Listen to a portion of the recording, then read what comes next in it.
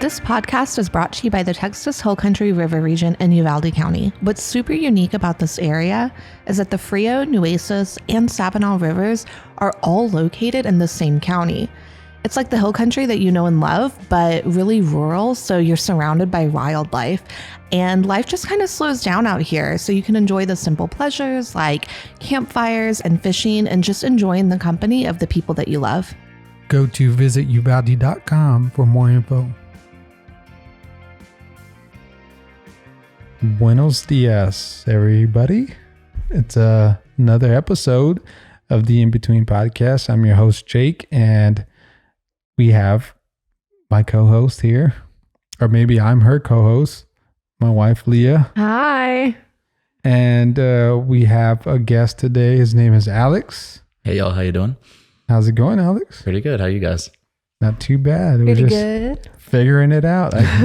Figuring out this whole podcast thing. It's been a learning curve for us, but we're getting more comfortable as we go.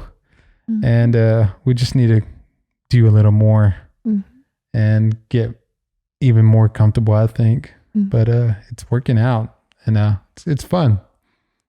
I'm enjoying it. Are you? Yeah, definitely.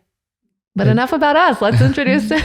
Yeah. So, Alex, you really struck us with your experiences, and you're a pretty interesting guy because you've kind of been around the world a couple times or two.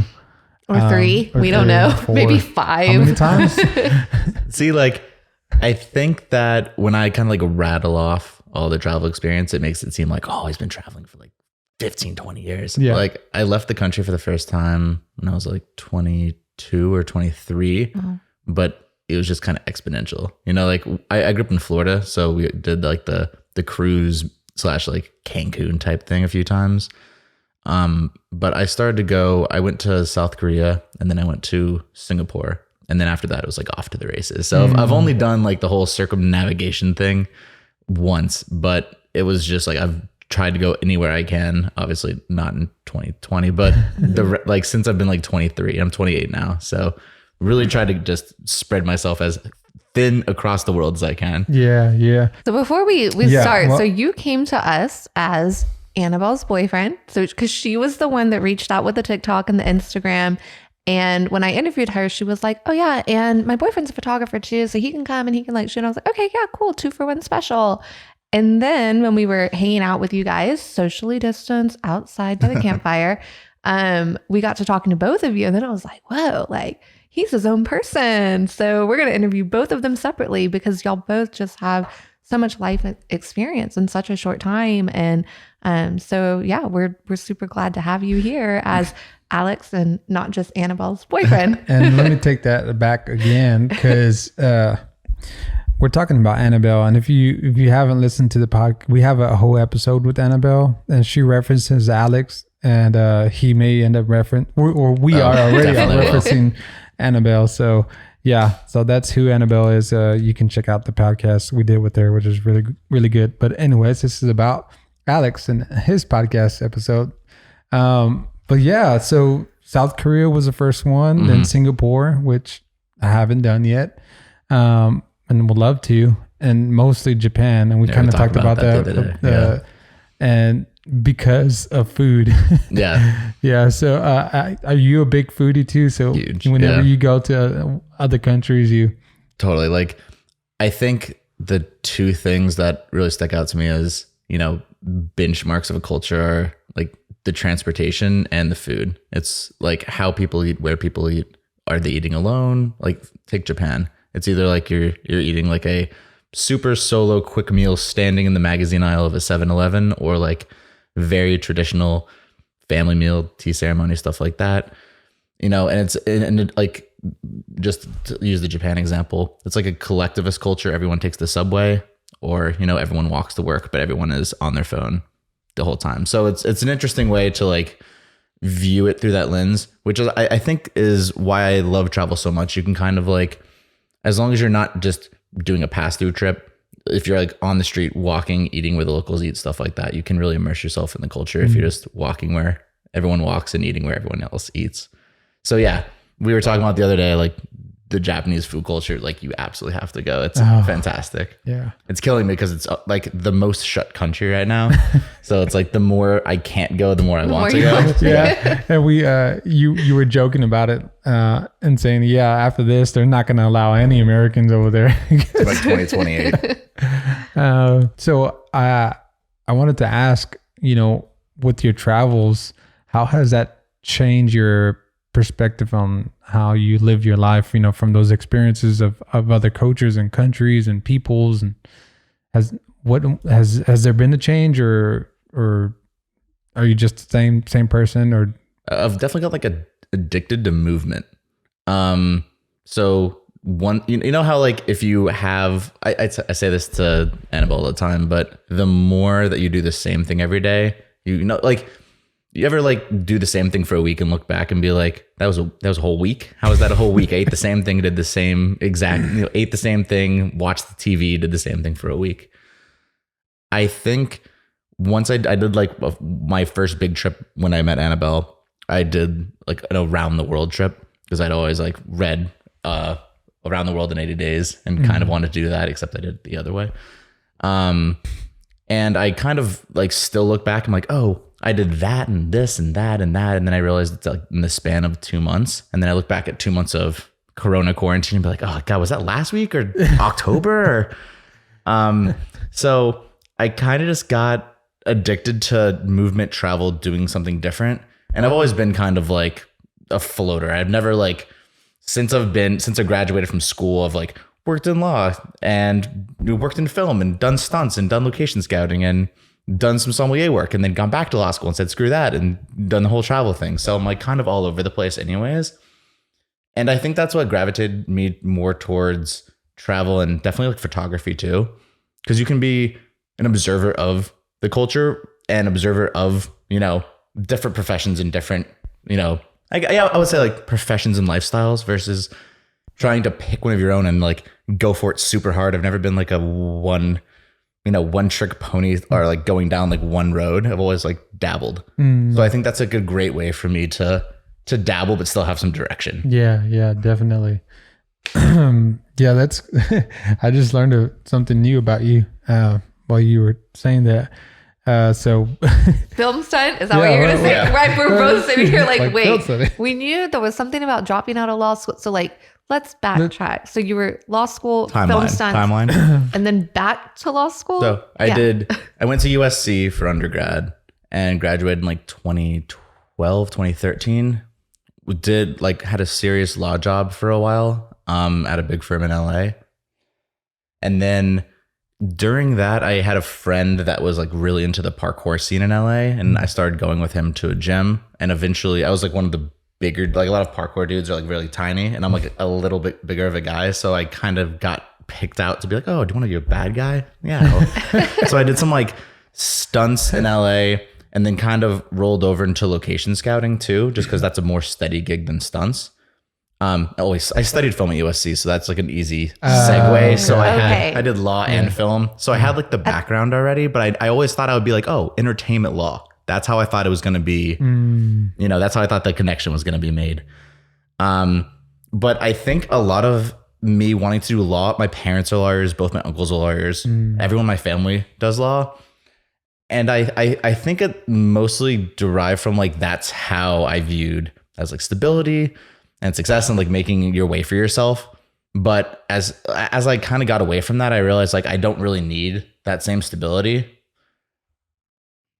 So I kind of like wanted to go. I eventually went back to law school thinking I could do some like remote work, and then kind of just like, like I don't really need to do. I kind of also think I wanted to like prove to myself that I could do it, and then going through a semester and like kind of realizing that, yeah, I can do this if I want, but it's going to be very much the same thing every day, which right after coming off a round the world trip, that was kind of like the antithesis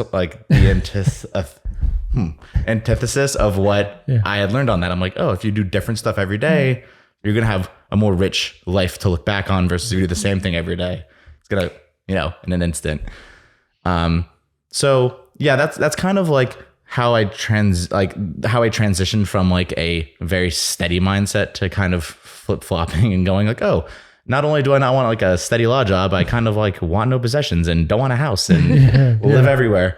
So yeah, basically, so timeline, graduated from school, had a serious law job, did kind of like various and sundry LA stuff, stunts, location scouting, a bit of like bar sommelier work, and then moved to Vegas briefly, kind of fell in love with travel there because I was working for a company where I had way more time to travel and a bit more money to travel. And then kind of just decided I was going to go to law school and took a year. But during that year, I kind of flip-flopped on I was like, I'll take a year and then I'll settle down. And then I took a year and I'm like, oh, I don't want to settle down anymore. So I'm like, oh, I'll still go because I had planned to go and I did a semester. And then Annabelle and I met on the trip before law school. And then we made a plan that first winter break. She was studying in Amsterdam. So I went and visited her and we did what looking back is probably an ill-advised 14-day bike trip through Austria in the winter. We got kind of lucky with no sleet or snow or anything, but on that trip I realized oh, I don't really want to go back. I got my grades and kind of shrugged them off oh, well, that doesn't really make me feel any kind of way. I don't feel great about it. I don't feel bad about it. I just don't really care. So I want something like that moves me. And just to have that, culmination of, 12 to 14 hour days for 4 months and just get it and be that made me feel okay, if I feel I can't go back and do that for another 2.5 years and then practice law for another, however, 20, 30 years. So Annabelle went back to New Orleans, and then I went back to Northern California where I was going to law school. And the next 3 or 4 months, I had just kind of systematically sold all my stuff. The accumulation of 5-6 years of just post-college junk and just kind of got rid of that, got rid of my car, hung out with my friend in Vegas for a couple months. And then I was I'm going to, this was last October. I'm I'm going for it. I'm living abroad full time. This is how I'm going to live now. And went to Morocco in October for a month and a half, Spain and Tunisia, met up with Annabelle in Eastern Africa. We did a bit of Eastern Africa. And then I was coming back to visit her from Cape Town in March. And there was the first whisperings of the coronavirus stuff on my way back. I'm whatever. It's walking through the airport, no mask, whatever, 16-hour flight, no mask, get off. And then about halfway through that 2-week trip, everything started to lock down. I'm oh, well, I left my bike unlocked in Cape Town. Do I go back? And obviously not. It's a global pandemic and I've been in the States ever since. Wow. So I'm going out on my own forever in October kind of got, forever turned out to be 4 months. And now I'm back here, but we've made a really good time of it. We've traveled a lot in the country. I've my photography business has kind of taken off in that time. And I've kind of laid the groundwork for how I'm going to make a life on the road or a life without a, steady set, linear forward progression work. Yeah. So yeah, that's kind of the timeline. You said something about, you realized that you didn't want to be tied down to just one place. And, for instance, having a lease in an apartment or buying a home and then now, just kind of making that your base and kind of being tied to that and being able to just, you want to do the opposite, just be able to be free and roam freely as you choose. Your home is where you lay your head at each night. Yeah, exactly. Type of life. And I think that's something that I feel like I said something not quite the same, but similar to you one time. I was saying that I'm not sure if I want to just live in one place. I like the idea of just being maybe having a place over here or having a place over there, because there is something that it works for some people, but maybe not all personality types. And I feel like your type is you know what, you're a free bird. You gotta spread your wings and fly and go. I think it depends what like your anchor is, right? Yeah. Some people like it's. I feel like a lot of people who like travel all the time, like, oh, how could you, be in one place? And like, no, I totally get it. People have like, extremely strong family ties or extremely strong ties to the land or, a community or stuff like that. So I think to say like, oh, I can't believe anyone has, a sedentary air quotes lifestyle is like kind of oversimplifying it. Yeah. But I grew up in Jacksonville. I've never really been tied to go back. My family and I don't have like the strongest relationship. I have like a fine relationship with my sisters, but like not something where like if we miss a Thanksgiving or Christmas, it's the end of the world. And then kind of from going East Coast to West Coast, it kind of just like freed me up like, oh, I can live completely differently. So I think for me, it was like an easy decision to break out of that. But it totally depends like what your anchor is. I think my anchor is just like different and new experiences every day. But some people have like such a passion for their work or their family or their community that like staying in one place also is just like gives you that like wide breadth of like life that some people like me choose to like, live on the road and travel. But it's interesting, Leah, like your bus trip, like that clicks to me like, oh, that's such like a visceral, like going across the country, like, making the east to west journey is such like a, like an American trope, but like a human trope too of like, we have to go till there's nothing else to go to. Yeah. Which is interesting because I think you guys seem like you have like that adventurous spirit, but you also like channel it into like Konkan and like where you're staying. So like all of that gets like, all of that adventurous spirit gets pumped into like where you live.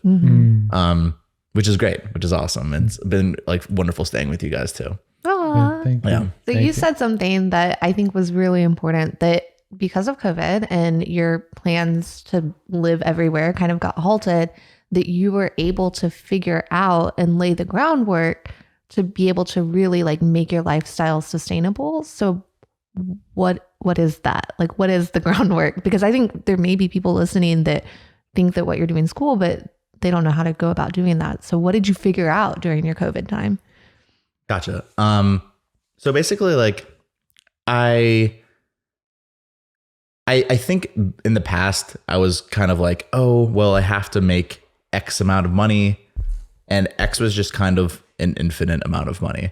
I think I had like a pretty like, not like childish, but very like a rudimentary sense of like, oh, coming from a family of professionals, it's like, you need to, work every year and get better every year. So you make more money every year. So you can have, a house, family, et cetera, et cetera, et cetera. And I think what I realized like coming into this year and then during coronavirus is that like the other side of the coin is if you're like to live simply, you don't have to have the X be unlimited. The X can just be like, oh, so you like to cook and you live in a place where rent is $400. So you can do $500 of work a month and focus the rest on either growing yourself or growing like your potential to make more money, or just like making money is the wrong way. I put it just like sustaining yourself and giving yourself a little bit of a net. Cause like, I think if you don't have, like, I'm not super focused on like having kids or like, buying a house or anything that's like, traditionally is going to anchor you and like force you to have a really steady and increasing income. So I basically just like focused on like cutting back and being like living simply. And then, kind of like trying to find the most congruous way to live and grow as an artist like that I want to. And also I work for a company called Vapor. They make like sustainable water bottles and I shoot for them. And the monthly from them and then a few side projects is definitely like enough for me to put money in my pocket and pay all my expenses like every month. So like I would definitely, it's like tough during coronavirus because it's just like you have to stay, you have to pay rent, you have to, all these things. You can't kind of like freewheel as much as you can in like regular life. But I think there's like this economic theory where you're supposed to put your money where you put your like time. And like, if you have a 3-hour commute, put your time into the car because you're spending 3 hours or like a seventh of your day in the car. But I kind of, after living in LA for so long and like, oh, my rent is like $1,400 a month. I was like, oh, well, if I live in Morocco, I can spend $200 a month on rent, and the entire day I'm spending out of the house, so it really doesn't matter. I kind of like started to like view my expenses like that.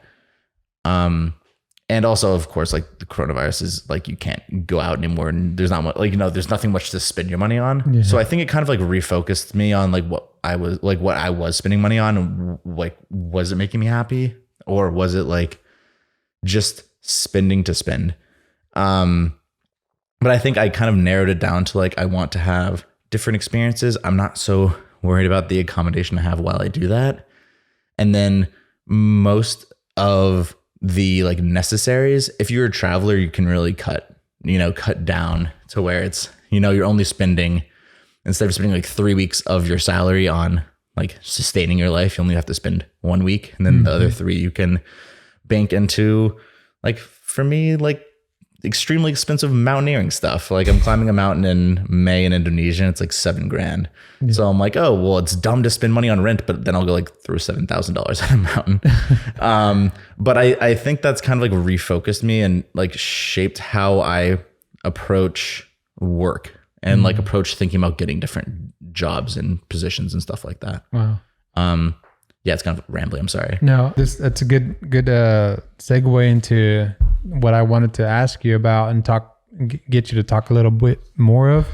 And I totally didn't get a chance to ask Annabelle this, but you mentioned that y'all climbed Mount Kilimanjaro. Yeah, Kilimanjaro. Mm-hmm. Well, how was that? And also what your future plans on, if you can kind of elaborate more. For sure. It's funny. I was just talking to, I have a friend / business partner who lives in a town like right next to Kilimanjaro. And he was like, oh, there's no tourists now. I climbed like 3 days ago. There's like nobody on the trails. That's pretty rad. But yeah, so on the trip I met Annabelle on, I went to Nepal, and I've always, it's interesting because I've always kind of been like a list ticker. Like, I love like, oh, I have like 5 things to do. If I tick them off, it's like so great. And then I kind of wanted to, like, it's also tough if you just kind of are like a traveler. It's really easy to just be like vagabondy and just kind of go without any direction. Photography is great. Photography keeps you grounded. If you stay in a place, shoot a series, get into the culture, meet different people, et cetera, et cetera. But that doesn't really give you like a overall sense of direction, like a career path. So I kind of am still chasing that, progression, career path, et cetera, et cetera. But now I'm just doing it with mountains. So I went to Nepal and did like this trek called the 3 Passes, and it's like 3 big mountain passes that are above 5,000 meters. So like 17,000 feet. And then I did my first 20,000er in Nepal, kind of fell in love with mountaineering. And then kind of like over the next like maybe year, started to get like, all my mountaineering friends are like, doing exotic mountains and stuff. I'm like, well, I love travel and I love mountains, so I should just do the 7 Summits, which is like the tallest mountain on every continent, because it kind of has that like adventure travel aspect to it, and then the mountaineering aspect. So the easiest one to get to, the cheapest one, and the easiest to climb, although like I think it's like the 3rd tallest of the 7, is Kilimanjaro. So Annabelle and I went to do it so not last December 2019. And so it was like a 7-day trek, and I kind of trained by like walking like 15 miles a day in Morocco and doing some like lower altitude climbing in Morocco. Annabelle trained a bit too. The one thing with Kilimanjaro is they really try to push you through, like all the regulations just kind of jam you through. And Annabelle was crushing it. She got really bad AMS or acute mountain sickness on the last day, and was like 1, 2, 3 steps and just like throw up. 1, 2, 3 steps and throw up. And it was like 2 hours of that. So she's like super duper strong on the way up. And then we hit the last day, and it's just like nothing but yakking. Wow. So she turned back, which was just, she was so mad because AMS, you go down like 100 feet, you feel like instantly better. What elevation did that happen? So that was at 19,000. I think she turned back like 19,400, which is like, once you get over 18, it's like 14 is serious, 18 is like very serious, and over 20 is like, you're starting to get into like It's a serious mountaineering range. So like for reference, Everest is like 28. Denali is like around 21, I think. And then Kilimanjaro is like 20,345 feet, I think.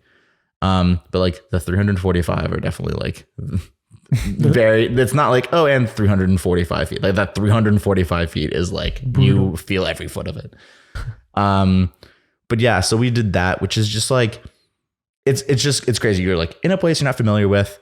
Here we go. We're planning a trek. We're going with people we've never met, like, you know, guides we've never met before.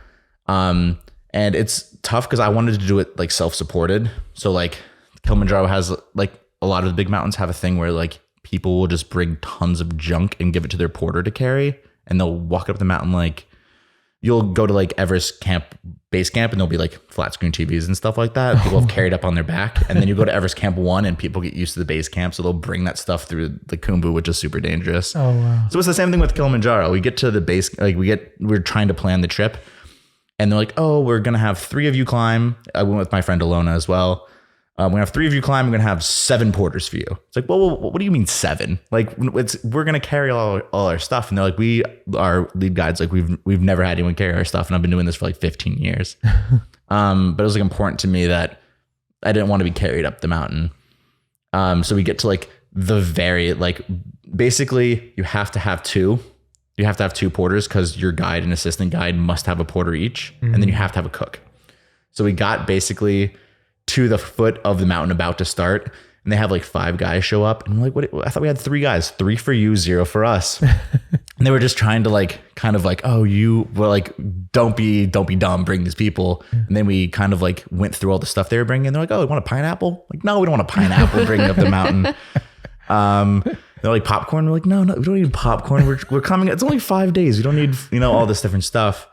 But yeah, I kind of just like, I like the challenge. You know, it kind of keeps me centered in like training and, you know, kind of a direction of where I'm traveling and why I'm traveling. Just like kind of have those route markers along the way. Just keep myself honest and not just like going to Japan and eating, you know, 30 pounds of beef every week. Oh, well, if it's A5, I mean, yeah, I'll take it. I mean, I see it frugal. I'm frugal. But yeah, so, I was supposed to do 2 more mountains last year. Obviously that didn't happen. So I'm doing a mountain called Puncak Jaya in Indonesia. And that's like the Australia, but it's Oceania. That's that summit of that continent. So it's a very different style climb than Kilimanjaro. It's like a, you know, 8,000 foot slog is Kilimanjaro. And this one is I think it's only like 1,500 feet, but it's straight up. So it's like some class 5, like 5.8, 5.9, easier rock climbing with fixed ropes. So it's definitely a different style of climb. Yeah. So the next one on your list is the one in Russia. Yeah. So there's Puncak Jaya, which is in Indonesia, and that's May. And then Elbrus, which is right on the border of Georgia and Russia, is supposed to be August, maybe September. Oh, but okay. Russia's shut tight right now, so we'll see how that goes. That's exciting. You're the first person did Christine do that one? She did something in Nepal, but I don't remember. I don't recall that either, but I'm going to say you're the first person that I know that has climbed Mount Kilimanjaro. The Nepal mountain, do you know how tall it was? It might have been, there's like a classic mountaineering test piece called Imjatse, which is the 20,000er that I did. That's like a lot of people's first like serious mountain, you know, it probably is that one. Probably. I have no idea, but probably. But it was her first mountain ever, so it was probably that one. That's pretty. Yeah, it's like definitely it's hiking, and then all of a sudden it's like, oh, I'm crossing a ladder. It's definitely not hiking anymore. Yeah. Cool. I do want to kind of what it was like making the decision. I mean, I guess you did talk about it a bit already, but you know, going to law school, you get this. You have this pressure, I guess, to kind of, especially coming from a family of lawyers. I don't know if you felt this pressure or expectation that you needed to do the same thing and finish it. And was that the case, or? It was it's not really external pressure. I think it was like internalized. I always remember whenever I was younger that like it was impressed upon me, like you need to make your living with your mind, you know? You can have the physicality, you can play sports, you can do all this stuff, go hiking, go camping, but at the end of the day, you need to make your living with your mind. And I think that kind of has stuck with me for a long time. And I also see it as like, oh, if you want to be stable, if you want to have a good income, law is the way to do it. You know, you go to law school, get a well-paying job, and your whole life is laid out for you, which is good. But your whole life is laid out for you, which to me is terrifying. So I kind of, full disclosure, it's a way easier decision to drop out. I had a scholarship. I went to a less good law school and took money. So to drop out and not have like $70,000 of debt is obviously like way easier. And I'd like, that's full disclosure. Like I totally understand if there's a sunken cost, it's way easier it's way harder to just be like, oh, I'm done. But you know, if you're only like $7,000 in the hole, it's way easier to be like, oh no, I'm finished. See ya. Like I can pay that 7 off. But I think a lot of people that I know who have gone down that path who aren't sure if they're super into it are impressed to like stay because they've already, you know, it's like, oh, well, you know, 70K as an attorney is not bad, but 70K as like a photographer, it's like shit. That's like 5 years of, you know, work. It's like, oh, I've got to pay this back for 5 years. I have to keep going in order to figure this out. But yeah, I was working with Vapor a little bit at the time, kind of like shooting for them over the years. So I had that a little bit too. I'm a big motorcycle rider and I got hit on my bike in LA and it was a Lyft driver who hit me. But basically I had sorted out that, like that with Lyft and kind of did the lawsuit myself. While going through class, I'd be like, oh, how do you do this? And then go to class and be like, oh, that's how you do this. And kind of figuring out the law as I was doing it myself. And I think that wrapped up while I was in law school. So I kind of feel like that kind of sealed the deal for me too, of like, I had thought like, oh, I need to prove to myself that I can do this, and working on that kind of like, oh, you can do this, but you just don't want to. And I think that was like a key distinction because I'm kind of like hard-headed. And if I'm like, oh, if I can't do it, I have to prove to everyone that I can. But like I proved to myself that I could. So I'm like, oh, I don't feel too bad about stepping away after that. But yeah, so kind of all of those things combined with, you know, having gone on the trip kind of let me be like, well, I could being a photographer or like working in like the creative field is also using your mind to make your living. So it doesn't have to be 100% bookish. It can be behind the camera or, you know, doing filmmaking or doing, you know, fashion or whatever it is. Like for me, it's definitely, I went from film to kind of photography. So that's kind of how I stepped away from it and like stepped away from it, like while kind of like, okay, you did the right thing. You didn't leave, like you didn't, I guess like not leave no stone unturned. You didn't like leave because you were forced out. You left on your own volition. And I think that was like an important distinction for myself to make. It's like, you made the decision. Here it is. I'm done. And also there's the whole thing in the back of your mind, like, oh, well, I can go back later. Yeah. But like, yeah, like once you're gone, yeah. Like climbing Kilimanjaro is more fun than law school classes. But yeah, does that answer that kind of long form answer to your question? That did.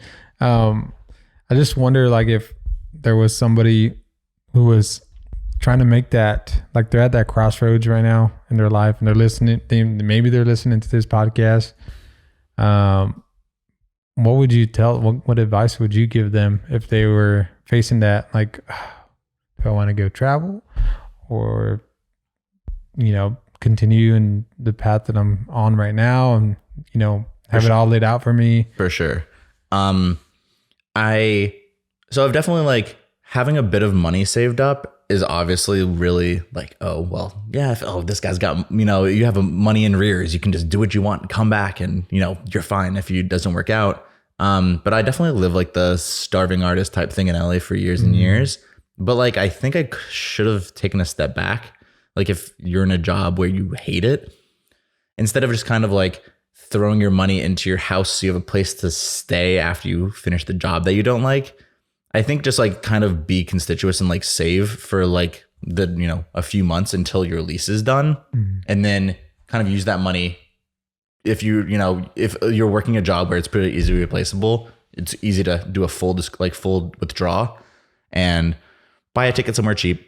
Thailand is usually like the go-to, but like Morocco, Spain, like anywhere that like your dollar goes far, go and try it for like a month. And like, I think you in a month, I think you can on a solo trip is a long time. So I think it's a really good way to like remove yourself and figure out like, oh, what do I like to do every day? Like you have to fill you don't have a schedule. So you can I think get in touch with yourself more like, oh, I want to do this. I don't want to do this. I function well this way. Don't function well that way. And at the end of the day, you can always go back and sign another lease or, go back and, pick up another job unless you have like on a career field.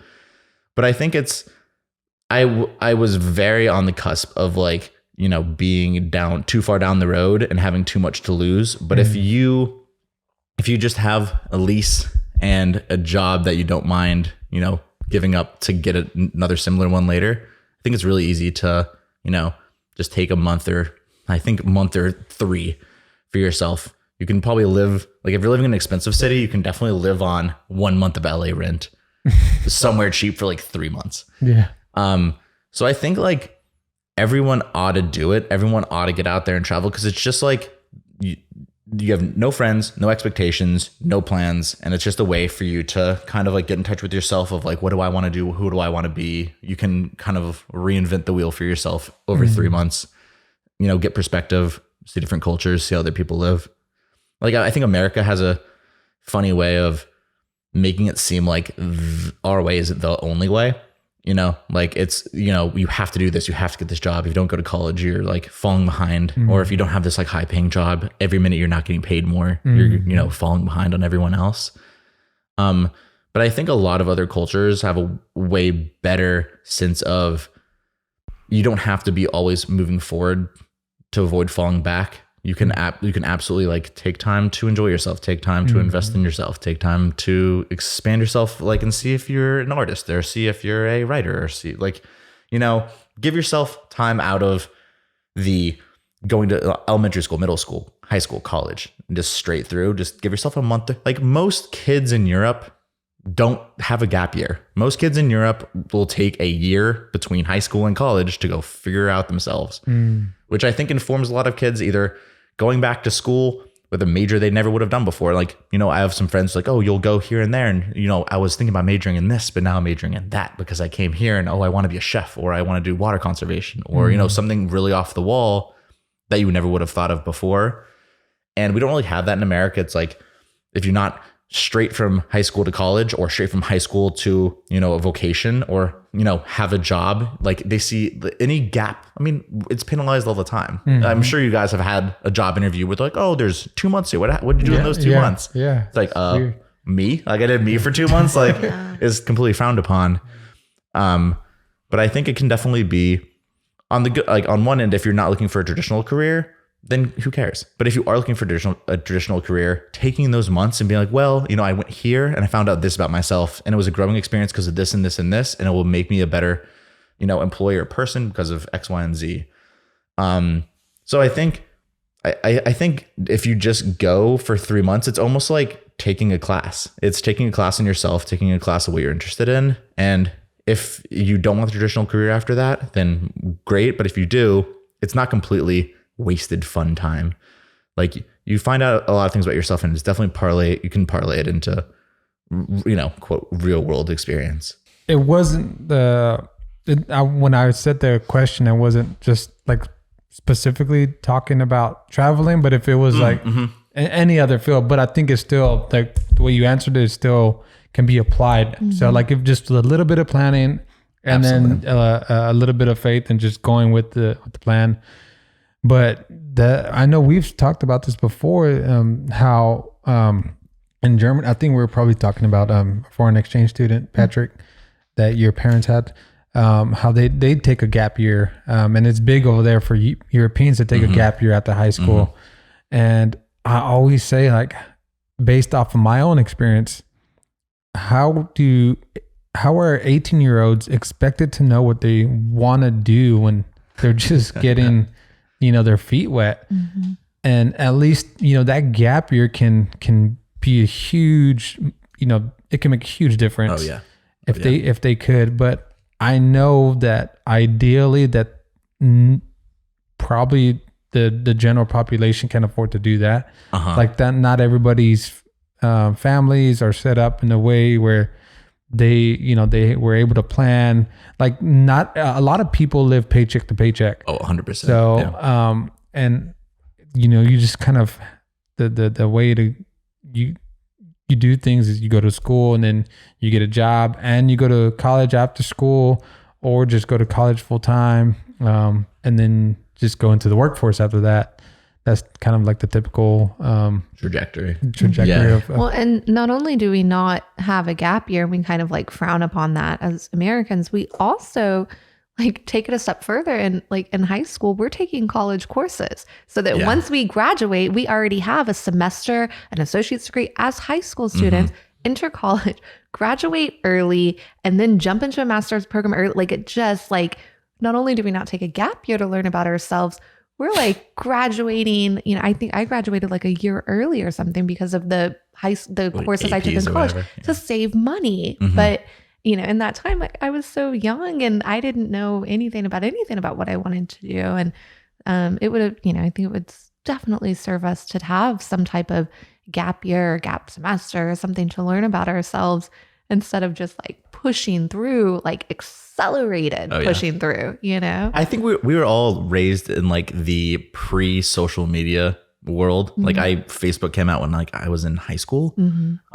So I think kids today kind of have maybe a leg up where they like see people creating and see all this stuff, and understand that like you can make a life for yourself doing this.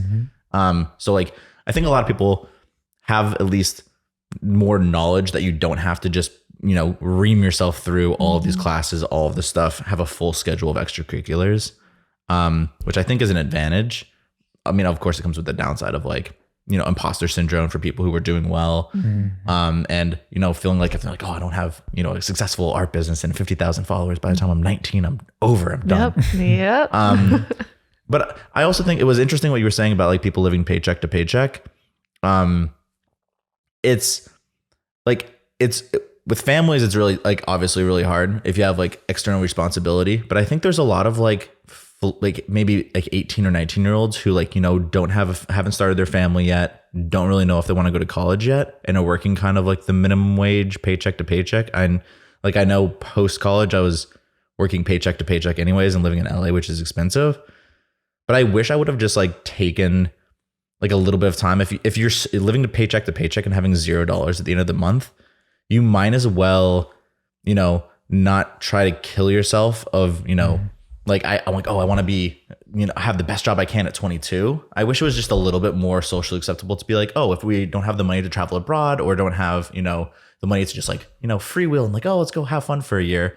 At least it would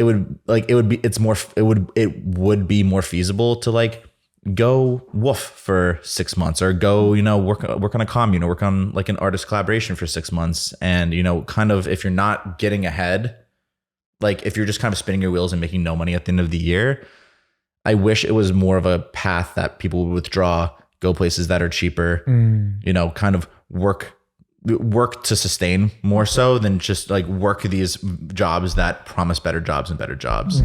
Like if I, instead of working 50-hour weeks 60-hour weeks at a law firm, kind of withdraw and be like, oh, I'll do personal training or work at a gym, or, even like do a very regular minimum wage job, but a job that kind of, instead of living in LA, live in Colorado Springs or middle of nowhere, Utah, and have a little bit more time to figure out who I am, versus just like letting my value be defined as like, what are you contributing to the economy? Like, how is your wage helping the economy?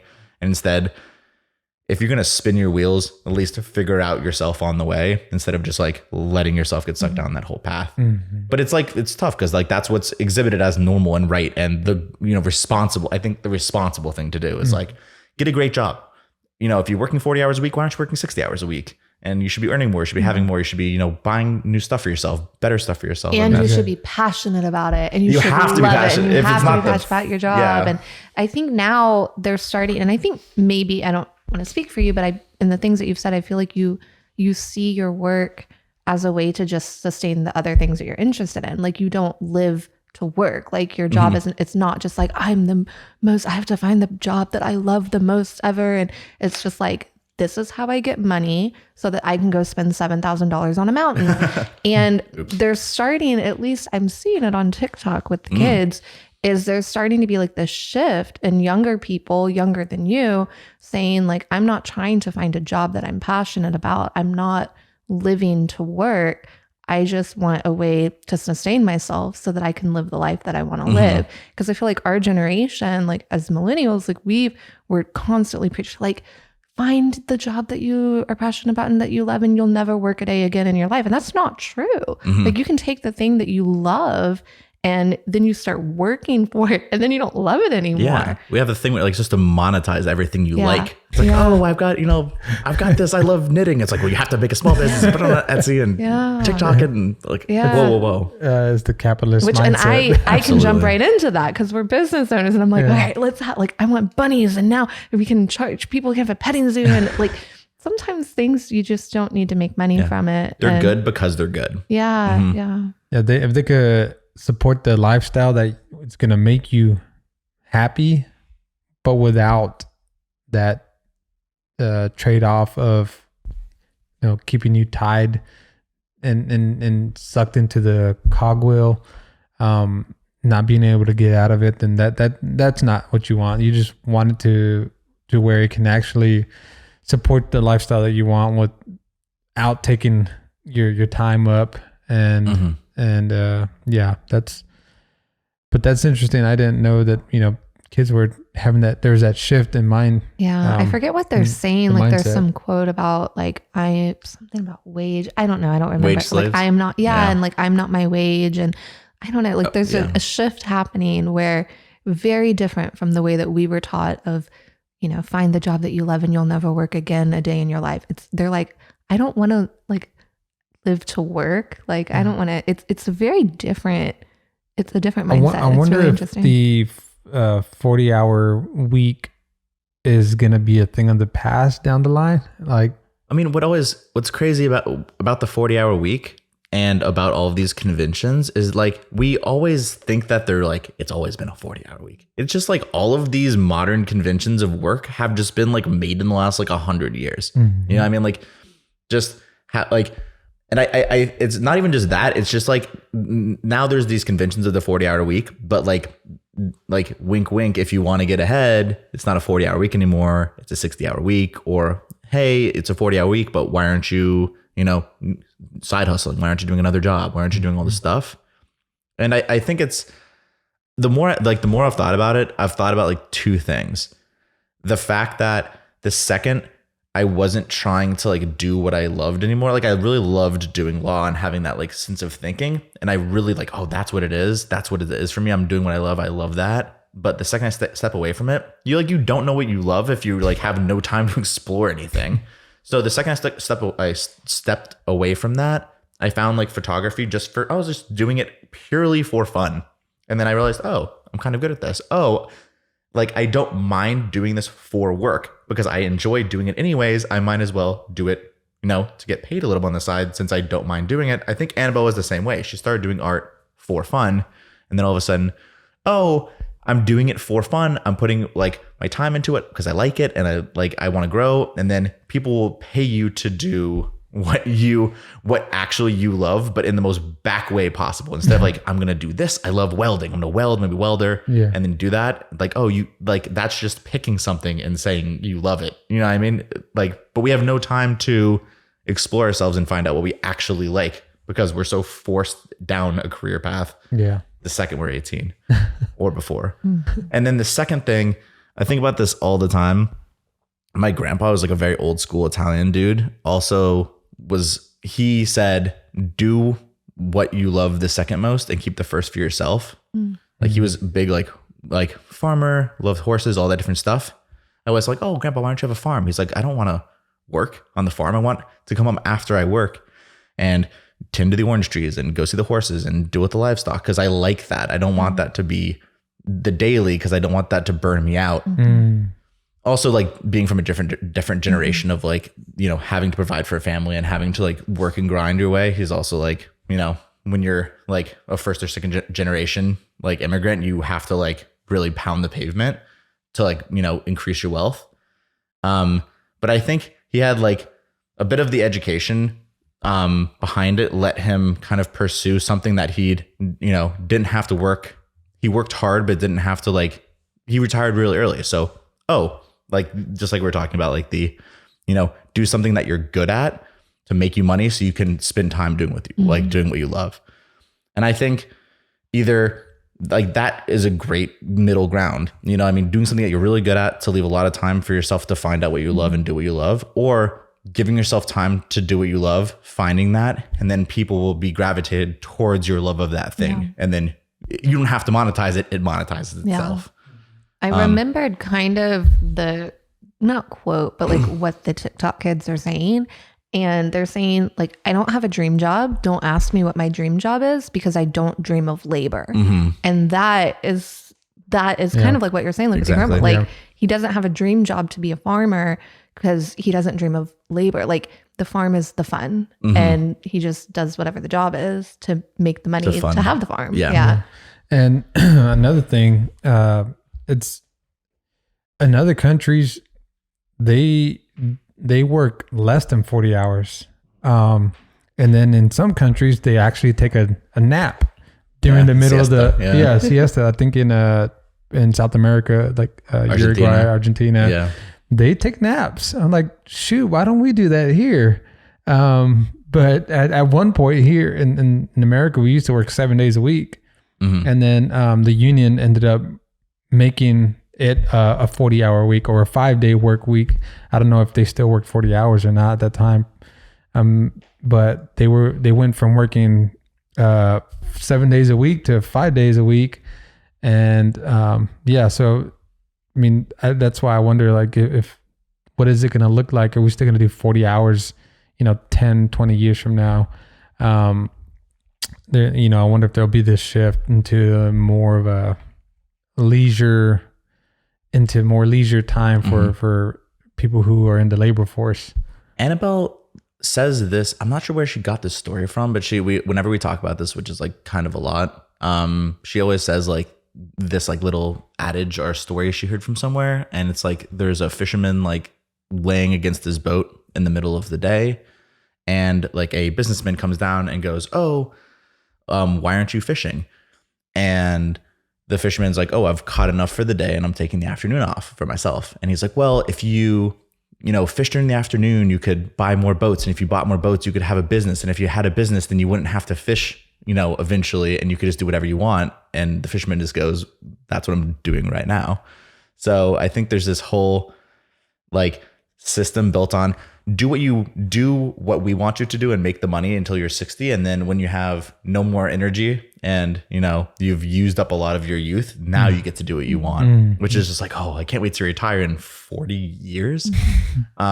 Whereas I think if there's a bit less concern with like the materialistic, if you live simply, if you work to sustain instead of working to buy and produce, like consume, there's a lot more time for you to like, hang out. Like in a lot of these other countries, people work not to live in a mansion, but, to go home in the afternoon and have time with their kids or, passion projects or stuff like that.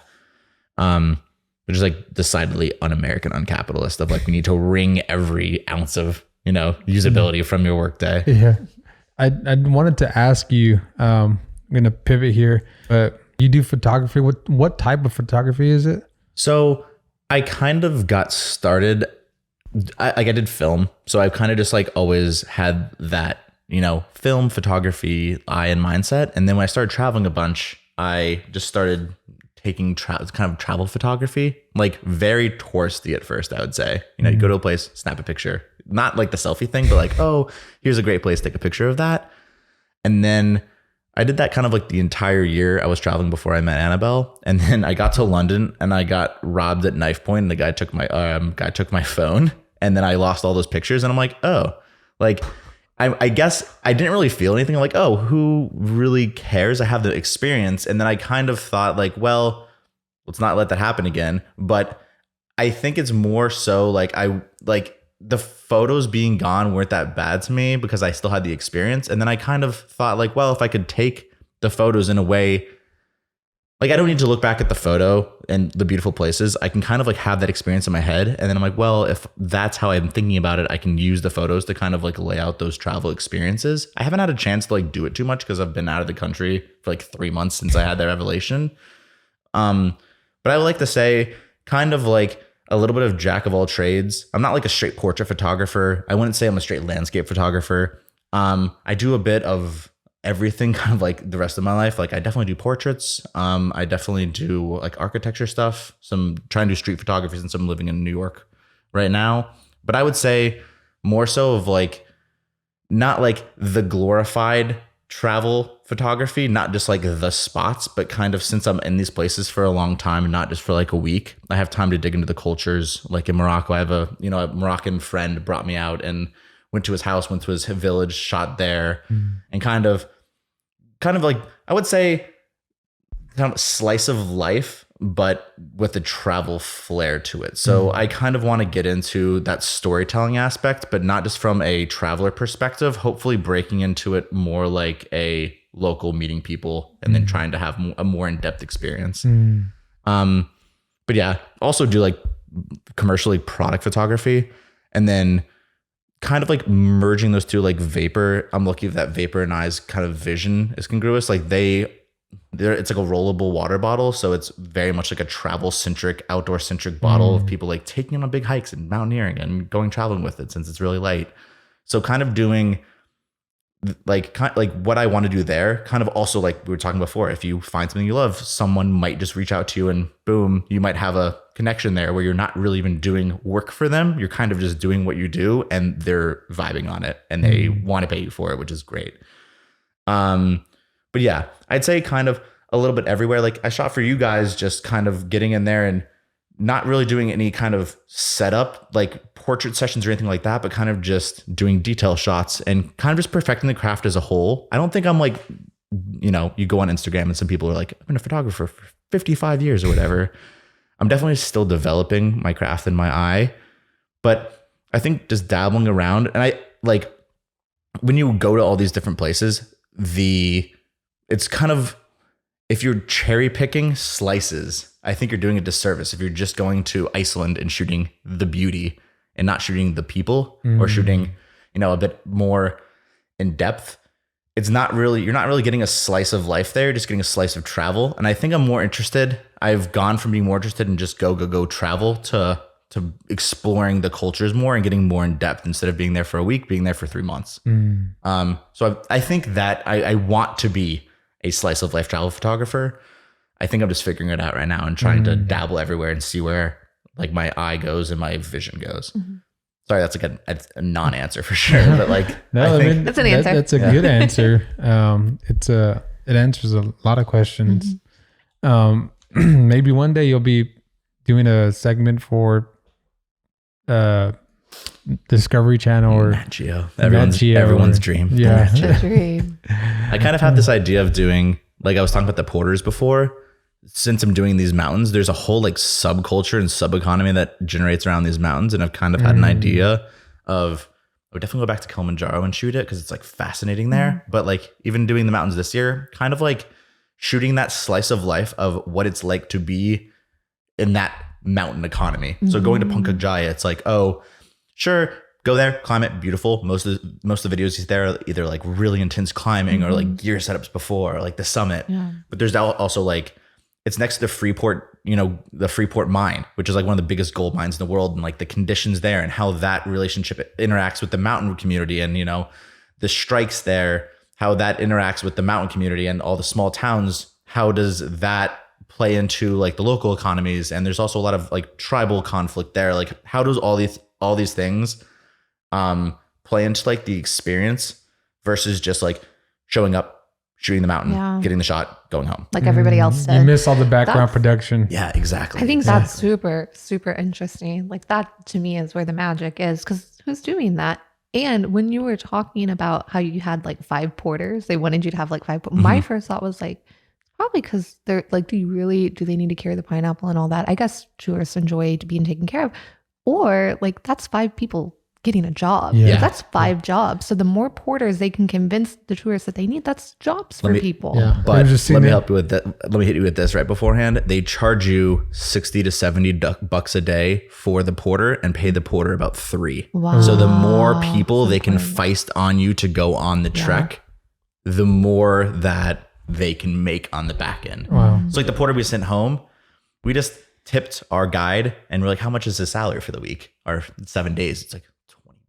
You know what I mean? Wow. And you would have paid, you know, an extra, like, you know, $500. It's a lot of, it's not grifty so much, but there's definitely like a bit of exploitation there that I think, I mean, it's obvious in Nepal where it's, you know, the Khumbu Icefall is one of the most dangerous parts of the climb. The climbers go through it once or twice. The porters go through it 6 or 7 times because they're the ones carrying up and back, up and back, up and back. And they're not getting paid that much because the big mountain companies are taking a slice. So there's a lot of that back side to it that I see that I would love to go shoot in Kilimanjaro.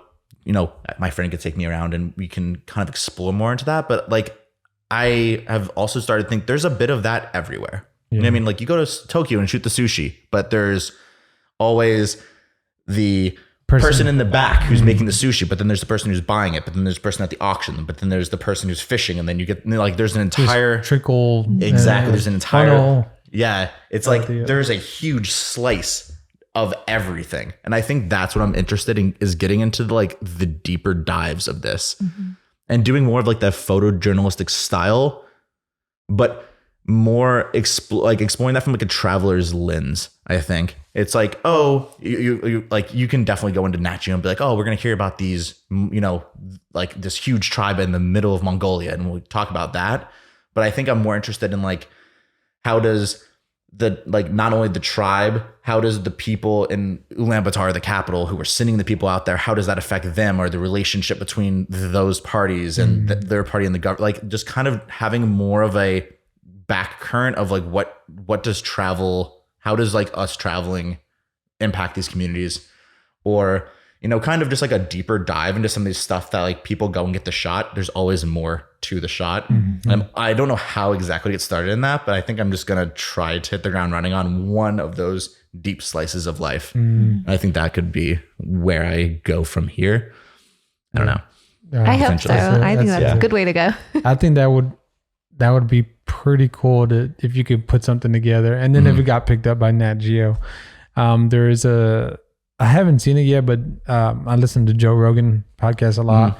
And he talked about this, I think it's called Traffic.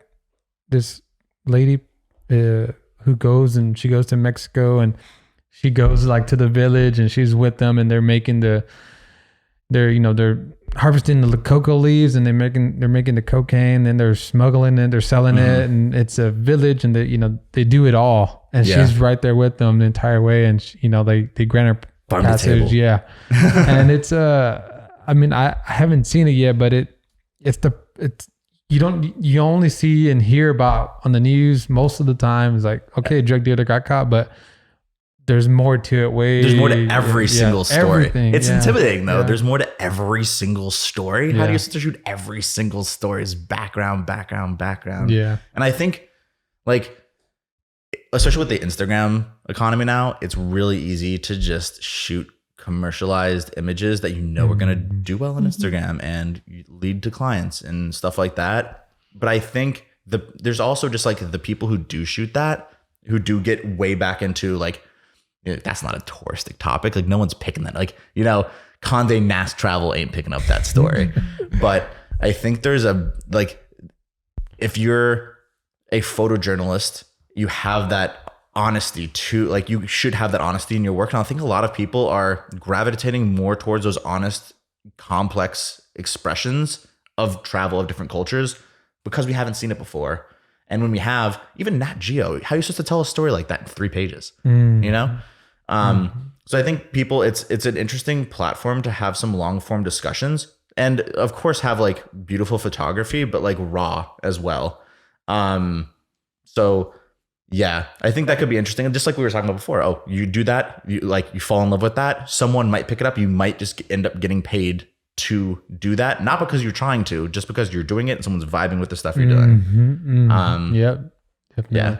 Maybe even Vice. I don't know. Yeah. And there's a whole bag of worms in all this stuff too. Well, that's awesome. And I can't wait to see what happens and how things unfold for you and for Annabelle as well. Cause y'all are right now a unit, but 2 peas in a pod. I think we spent like 2 days apart this entire quarantine. Wow. Yeah. Well, thank you. Thank you guys. This was fun. This was a very interesting podcast. A lot of gems. And if somebody wanted to connect or reach out, ask you a question, where or how could they do that? Gotcha. So on Instagram, at OT on the road. So it's OT on the road. Okay. My last name's Odom Thompson. So OT. You said Thompson? Odom Thompson. Yeah. Okay. So it's not Thompson. No, Tom Chin. Like my dad always goes chin and grabs his chin. But yeah, that's the best place to reach me. Instagram. Okay. And for your photography, is that the same thing? It's the same. Okay. Yeah. I kind of not a big social, like Annabelle actually turned me on to social media. So it kind of is just like I don't really have a personal page, but that's my photography / personal page. Okay. Good deal. And well, we'll go ahead and leave it, your socials in the show notes of the podcast. Cheers, thanks. But thank you again. Thank you guys. This is great. And this is a wrap, folks. Hasta luego. Have a good night or a good day. We don't know. We never know what time of day you're listening to this. All right. Bye.